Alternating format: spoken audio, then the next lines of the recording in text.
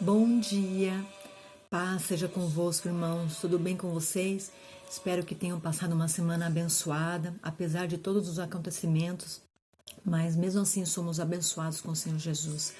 Eu queria falar rapidamente com os irmãos sobre a Semana Santa.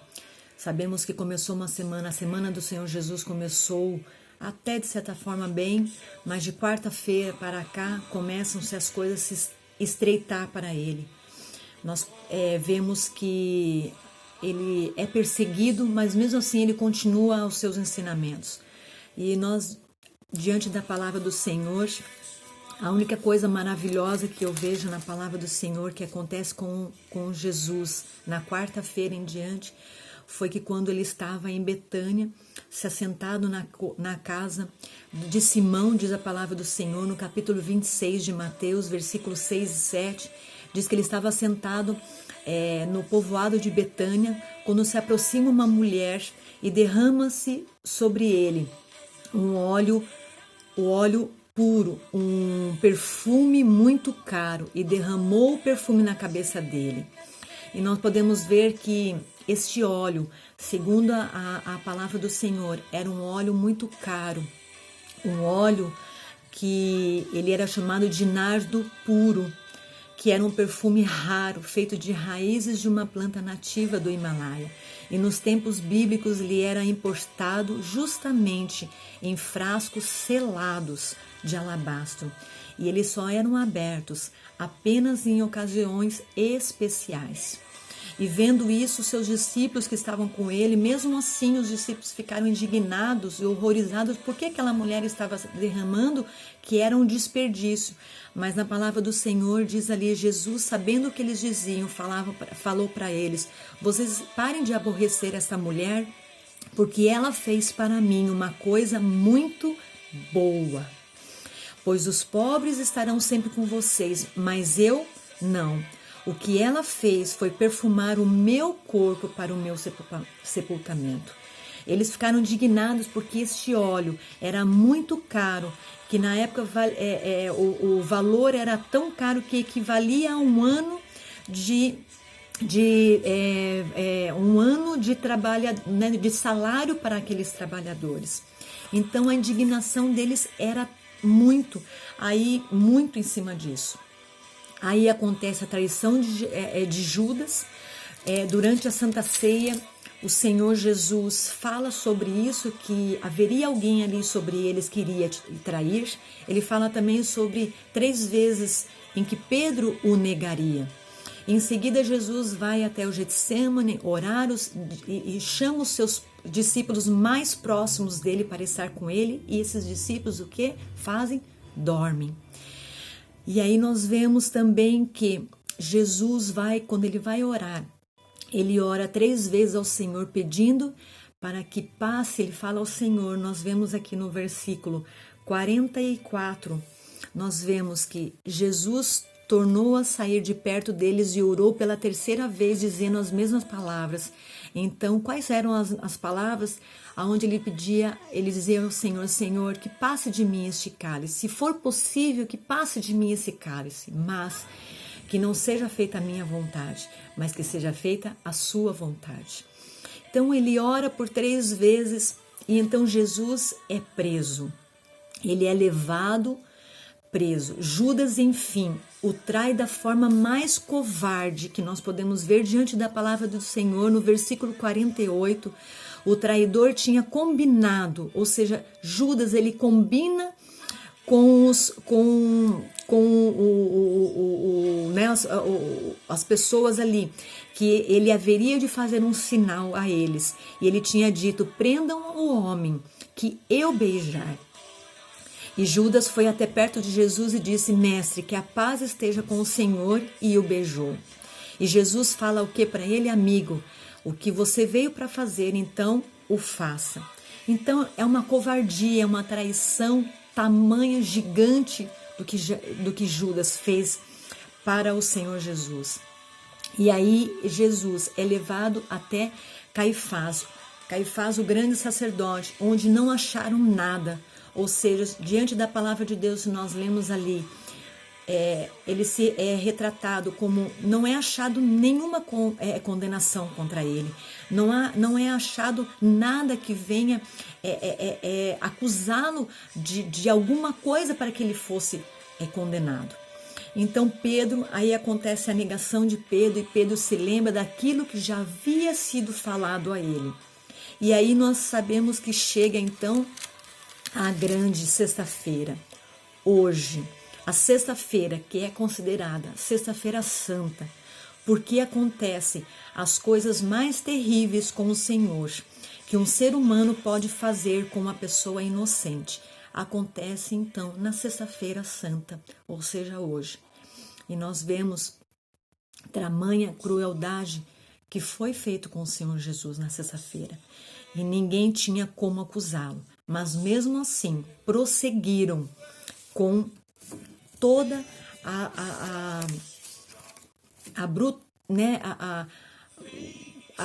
as humilhações, as pessoas cuspiam nele, o maltrataram sobre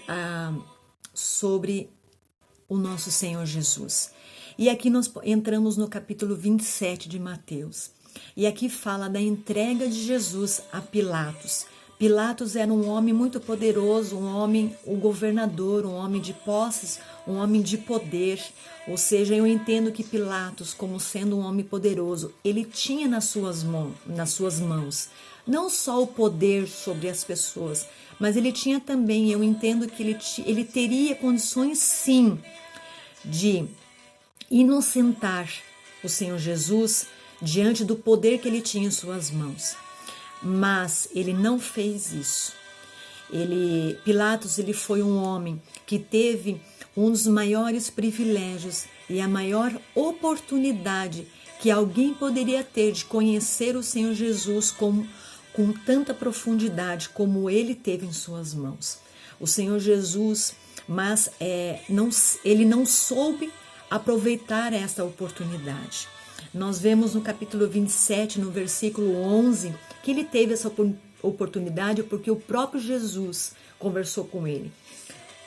Versículo 11, estava lá: Jesus estava em pé diante do governador, e este o interrogou, dizendo: você é o rei dos judeus? E Jesus respondeu: quem está dizendo isso é o Senhor. Ou seja, eu entendo aqui que o próprio Jesus deu esta oportunidade a ele, para que ele chegasse à conclusão que realmente ele era o rei dos judeus, ele era o Messias. E ele, pela segunda vez, nós vemos no versículo 19, quando a sua esposa, Deus, através de um sonho, Deus deu à sua esposa uma palavra para que ela fosse levar o próprio Pilatos. No versículo 19 diz assim: enquanto Pilatos estava sentado no tribunal, a sua esposa lhe mandou o seguinte recado: olha o que ela diz, não tenha nada a ver com esse homem inocente, porque esta noite, num sonho, eu sofri muito por causa dele. Amados, olha só, o próprio Deus estava dando a oportunidade para Pilatos, para que ele mesmo pudesse o inocentá-lo. Então nós vemos aqui que na conversa que ele mesmo teve com Jesus, que o próprio Pilatos, ele reconheceu sim que Jesus era o rei, que Jesus sim era o servo e que Jesus sim era o homem perfeito. Ele só não reconheceu que Jesus era o Filho de Deus. Pelo simples fato dele não reconhecer Jesus como o Filho de Deus, ele o entregou para ser torturado e depois crucificado. Pilatos, então, nós vemos que ele ignorou e que ele rejeitou toda essa situação e que depois ele diz ali na sua palavra que ele manda pegar uma bacia com água. E ele faz o quê? Ele lava suas mãos diante da multidão. O que ele queria dizer com isso? Ele estava querendo dizer que ele estava sendo inocente do sangue do destino que ele mesmo deu ao Salvador. Ele foi, amados, eu vejo aqui na palavra que ele foi conivente, sim. E ele foi culpado, sim, pela morte do Senhor. Nós vemos aqui no versículo 26. Então Pilatos, o que ele faz? Ele faz uma pergunta a toda a multidão: quem é que vocês querem que eu solte, que eu liberte? Barrabás, que era um assassino? Ou Jesus, que está se dizendo aqui que é o Messias, que é o Rei dos judeus? E no versículo 26 ele fala, então, ele diz a palavra: então Pilatos soltou Barrabás, e como eles haviam pedido, depois mandou chicotear Jesus e o entregou para ser crucificado. Então, ele pergunta para o povo, ele foi, de certa forma, covarde, porque ele poderia, sim, ter o poder de inocentar, mas ele faz o que? Ele pergunta para o povo: o que é que vocês querem que eu faça? E é lógico que o povo, diante de tantas coisas que o povo também havia ouvido, é lógico que o povo preferiu condenar um inocente e soltar um culpado, aonde ele já estava preso. Então eu vejo aqui, amados, que quando nós temos a oportunidade de conhecer Jesus e não o reconhecemos como filho do Deus vivo, enviado para dar a sua vida em sacrifício de muitos pelos nossos pecados, mesmo que nós o vejamos ele como rei, como servo ou como alguém que nunca pecou, nós terminamos por rejeitá-lo. Não o recebemos em seu coração como Salvador. E eu posso dizer hoje para vocês que muitos hoje mesmo, estão agindo como Pilatos, que viu nele apenas uma pessoa majestosa, uma pessoa humilde, uma pessoa inocente, porque Pilatos viu isso nele, mas não o viu como filho amado. E para alcançar a salvação e a vida eterna, o homem, ou seja, nós, precisamos crer e abrir o nosso coração para o Filho. Eu alguns domingos atrás ou alguns meses atrás, eu até pregava sobre isso e falava como aquele que aceita o Pai, mas não aceita o Filho, não é digno dele. Então hoje nós vemos que muitos hoje estão agindo como Pilatos. Sabem que Jesus é inocente, que Jesus veio a este mundo para morrer por mim e por você, pelos nossos pecados. Mas mesmo assim, aceita o Deus poderoso, aceita o Pai misericordioso, mas não aceita o Filho. E isso é muito triste, porque eu demorei muitos anos para entender isso. E quando eu entendi que devemos aceitar o Filho, tão qual aceitar o Pai, é maravilhosa essa palavra, porque entendemos a salvação pelo qual Jesus veio nessa terra, por mim e por você.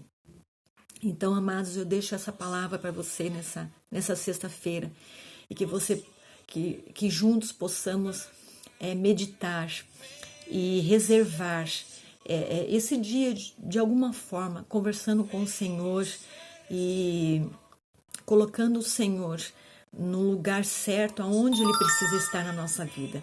Eu sei que muitas coisas têm acontecido com esse vírus que tem atormentado a vida de muitos, inclusive atormentado a vida de cristãos. Mas eu digo para você, não tenha medo, não fique com medo. Se proteja sim, seja uma pessoa prudente, uma pessoa que cuide da sua saúde, mas não fique com medo, não tenha medo de sair nas ruas e proclamar o nome do Senhor Jesus e falar dele para as pessoas. Não fique só em casa, fechado no seu mundinho, no seu comodismo, não. Esse é o momento que Deus está nos chamando para conclamar a voz do Senhor, conclamar a palavra do Senhor. Há muitos que precisam ouvir. Eu desejo que você tenha uma sexta-feira abençoada, um final de semana abençoado. e que juntos nós possamos estar logo cultuando ao nosso Deus. Vamos orar agora? Pai, em nome de Jesus, eu te agradeço, Senhor, por essa semana abençoada que o Senhor nos aprove a cada um de nós.